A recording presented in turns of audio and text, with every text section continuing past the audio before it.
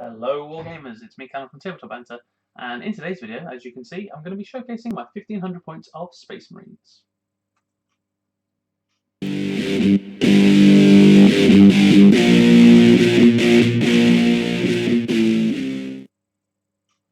And here we have it. This is my preliminary 1500 point list for my Kakarian Crimsons. What I'm going to do is take you through it left to right. So starting over here, whoa, can you see my hand yet? Maybe, yep, with some scouts. And finishing over this side with these tacticals. So, first of all, on the left-hand side, two identical scout units. We have two 5-man scout units, all with bolt guns in Land Speeder Storms that are completely stock. They are 95 points per unit, and the idea is these are objective grabbers, a bit of Dakar here and there. To the right of them, we see a Vindicator with Siege Shield and Stormbolter upgrade. In front of that, an Assault Marine squad, completely WYSIWYG, so Veteran Sergeant, Power Fist, Combat Shield. Right in the middle is the Honor Guard Death Blob. So we have 5 Honor Guard, 2 Power Axes, 2 Power Swords, Champion with a Relic Blade. Attached to the General of the Army, or the Warlord, Captain, oh god, what's his name? Kador Brengenin, inside a Land Raider Crusader, completely stock. Then we have Hargor Harewood, the Librarian. He is 170 something points. I'll go over him in a bit. We have the Drop Pod Dreadnought, and finally a 10-man tactical squad in a Rhino. So what I'm going to do is go over the unit by sort of organisation chart bits. So in HQ choices we have obviously Captain Kador Brengenin. Now he is 155 points, I believe. He is currently with the Teeth of Terror. That is this particular weapon here, the Lightning Claw-esque thing.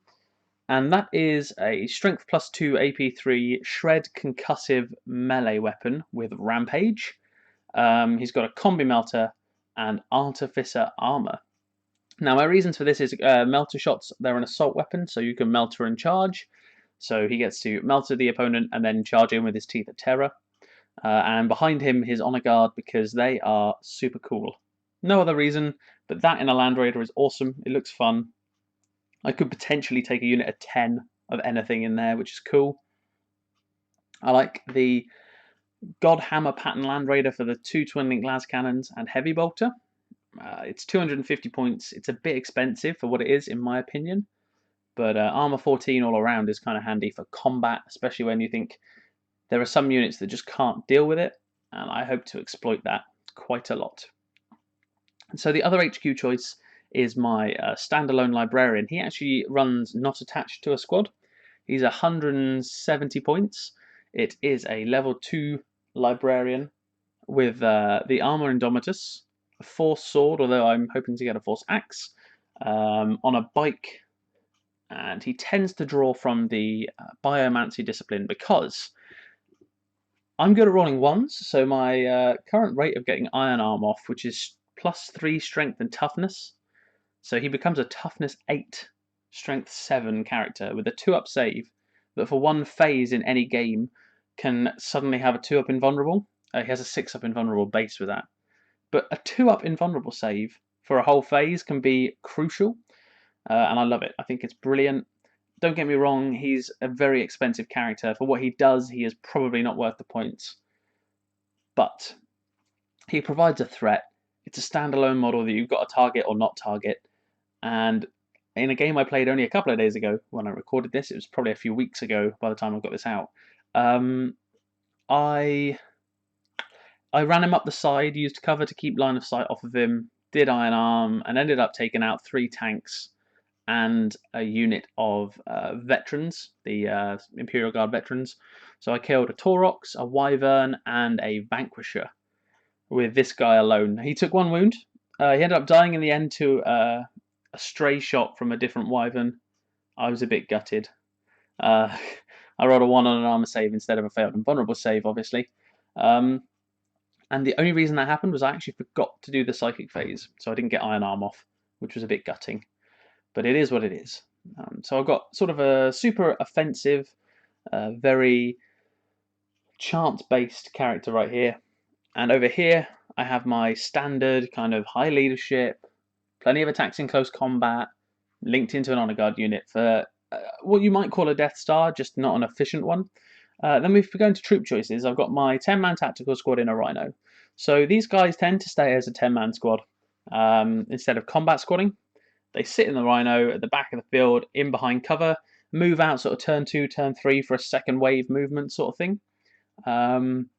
It's more a case of being able to put the model out there or the models out there, the dice out there, because it's got a grab gun in there, this fella here. Everyone else has bolt guns, and it's kind of the fire rate that I can put out. Now, again, the rapid fire range, again, 18 shots. This is a bolt pistol by look, but a bolt gun by list. And you're getting 18 shots out there, and that's a lot of shots to deal with, especially re-rolling ones, because Imperial Fist chapter tactics. And then the grav gun just for a little bit of AP2 in the list, as there are some areas I think I'm lacking, and I can see that in this list, but I am hoping that I can counter it with the pros as opposed to the cons. So over on the other side we have 10 scouts, 2 squads of 5, and they each have land speeder storms. Now this is a very much distraction unit, DACA unit, kind of a jack of all trades. I think in fantasy they call units that block and stuff chaffs. I could be wrong, but it's that kind of unit. If I can put them in the way, then someone has to deal with them. It's armor 10, so they don't want to use anti-tank, but at the same time, you can't just shoot strength 4 and expect it to die. You kind of have to hope. And if it's strength 4 into that, then it's not into my troops. If it's strength 9 into that, then it's not into my Land Raider or Vindicator. So they offer this really nice little distraction unit, and the actual shot output's pretty high. So if the Land Speeder hasn't jinked, I'm getting the heavy bolter and a large blast, strength 4, that causes blind, and the guys inside to fire at a separate target. So they get 10 shots, effectively, re-rolling ones if they're in rapid fire range, obviously 5 if they're not,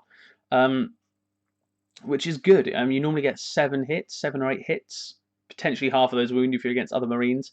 And they're a cheaper gunboat than taking guys in a Rhino, because the Land Speeder Storm's the same cost as a Rhino. It's open topped, so I can fire out of it. It's got a heavy bolter and the missile launcher. Obviously, if it does jink, the heavy bolter is limited to snap firing, but the guys inside can still shoot at full ballistic skill, which is really handy. So I just find them very good distraction units that can put out some decent shots and whittle a few squads down. Next, we have the Assault Marine Squad. So we've done all the troops. I'll go into fast attack. So we have the Assault Marine Squad. Their primary purpose is to act as a distraction unit with obviously the Power Fist to be a little hard hitting. But the big thing they do is they offer some dedicated anti troops for assault in the assault. So if something's trying to bog up a shooting unit I have, then I can jump them in. That being said, I don't have a hugely shooting army. Yes, everything can shoot, but it's not dedicated shooting. It's not like Grav Centurion spam or anything. It's kind of assault based, which is, I know, not ideal. It's a well balanced list, I think, in that respect of shooting and assault. But yeah, that's what that assault unit is for. It's there to mop up stuff at the back of my table edge or the middle of the board. So when we go into elites, obviously we have the Honor Guard unit, like I explained earlier. Their one primary objective is to go out there and kill stuff. Whether that stuff is better than them or the same, it doesn't matter to me. As long as it can't ignore armor 2, like a 2-up save, then I'll charge them in no problem at all. If it is AP2, I'll be wary, because obviously I want these guys to live. And they don't have an invulnerable save, but they are significantly cheaper than Terminators. So I do quite like that.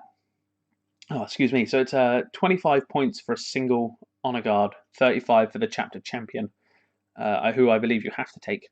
But the Honor Guard being 25 points each is huge, because a unit of 10 is 250 points, which is about the same as a unit of 5 Termies. But you can give them all power axes, you can give them all power swords, power mauls, you can give the Chapter Champion a Thunderhammer if you really want.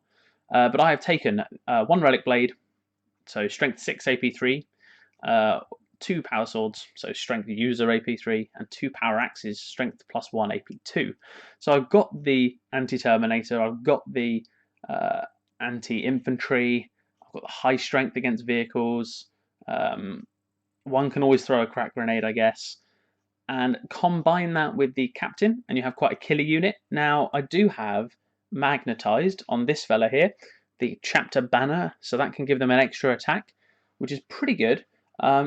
base they have 2+1 for close combat weapon stuff, so 3, 4 on the charge. With the banner, it becomes 5 on the charge. And if you take Pedro Cantor, because I technically could, it would be 6 on the charge, which is huge. But I found that 4 was all I really needed because the high-ish weapon, well, standard weapon skill. So I was definitely doing okay in terms of hitting on 4s or 3s and wounding on 4s and 3s. So pretty happy days for that unit. If we then go on to the other elite unit I brought with me, which is the Drop Pod Dreadnought, again, another chafing unit or chaffing unit. It's there to drop down and get in the way, pop off a multi-melter shot, hopefully take out a vehicle, and then be a nuisance because a Power Fist Strength 10 AP2, a multi-melter Strength 8 AP2 melter, so Armor Bane in half range, is huge because if I think about the fact the drop pod gives it this infinite range turn 1 and then it is reduced, I can put it behind their vehicles if needs be. I can put it to the side, I can drop it right in front of my own guys. It certainly has a purpose in my army as being a blocking unit and another threat, increasing my threat bubble, which is I find really helpful. Obviously, it's 135 points for that unit, and a lot of people find that they don't get a lot of luck out of it. With 4 attacks now, that's huge. 2 attacks was useless before, but 4 attacks is fantastic. I love it. And finally, the heavy support choice of the Vindicator. So the Vindicator is, in my opinion, a well-rounded tank. Obviously, it's a bit of a one-shot deal. Large blast strength 10 AP2, but that means it can deal with both infantry hordes and vehicles. It's not like it's super designed for vehicles, but it's strength 10 AP2 ordnance, so you do get to roll 2 dice and pick the highest. That did end up one-shotting a Demolisher, the Demolisher variant of the Lehman Russ. Might just be the Demolisher, which was fantastic. Getting that off the board turn 1 a couple of days ago really, really helped the survivability of my army. So it is very aggressive. Short range, you've got to get out there and expect it to die by the end of the game almost, but at least take out a couple of units or a couple of major key characters and stuff. So I found that very helpful. All in all, my army plan is quite simple, really. Land Raider rolls up down the middle. I scout my 2 Land Speeder Storms full of guys. Tends to be either one on each flank or both on the same flank. They're very mobile, and I find that if you put them both on the same flank, you're kind of... last time I deployed with a refused flank, so I put nothing on my right-hand side of the table, because that's where his Demolisher cannon went down. So I gave everything deployment on the left-hand side, apart from my Vindicator, which took the centre, because I knew that that was going to be my way of dealing with tanks. I didn't have the Land Raider in this list initially. I also didn't have the Dreadnought, but I am glad that I've got both of these in now. Kind of some bigger punch with the twin-link las cannons, and obviously the Dreadnought with the multi-melter and Power Fist is kind of handy. So the overall game plan: be hyper-aggressive with some units, like get the Dreadnought out there, get the 2 Scouts vehicles moving really high up, Land Raider going straight forwards, Hargor Hare with the Librarian in the shadows but moving up the table, ready to put out some serious hurt. And then basically use the Tactical Marines towards the back of the board, mid-board. Use the Assault Marines in a number of different ways. I can always deep strike them if I wanted. I can move them around there pretty quick. So I do have flexible movement in this army, which is something that was very key for me. And with the Assault Marines, I can really utilise that by putting them in the middle of the board, and they have a nice threat bubble. They have a nice support bubble. So yes, it's not the most competitive army. It's okay, in my opinion. It won't ever win a kind of 1,500 point tournament, I don't think, because this unit right here is the best. Like this one here is the best part of 600 points, and it's not even that amazing. It's not what you call a proper Death Star because it doesn't have the huge damage output. It just looks awesome, so that's why I went for it.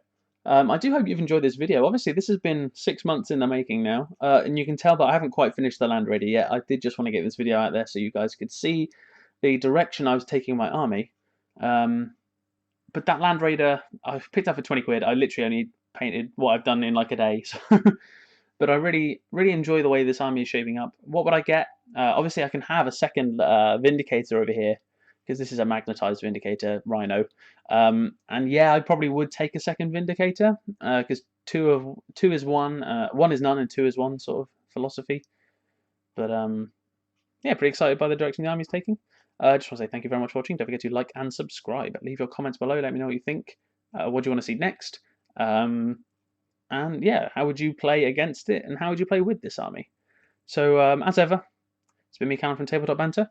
Don't forget, have fun.